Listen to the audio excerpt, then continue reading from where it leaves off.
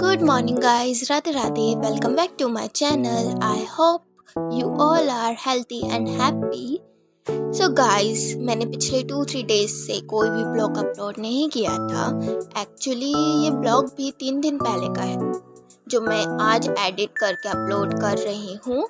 और honestly guys मैंने last 2 days से बिल्कुल भी स्टडी नहीं की थी बिकॉज मेरी तबीयत भी ठीक नहीं थी. मुझे कोल्ड हो गया था, इसलिए मैंने पिछले ब्लॉग्स में वॉइस ओवर भी नहीं किया था.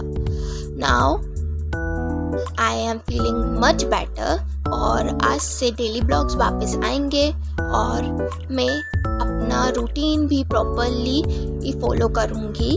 एज यू नो, स्टडी के साथ साथ मुझे पेंटिंग्स बनाना भी बहुत पसंद है.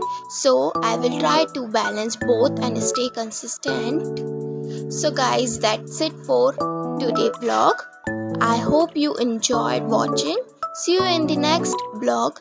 Bye bye. Take care.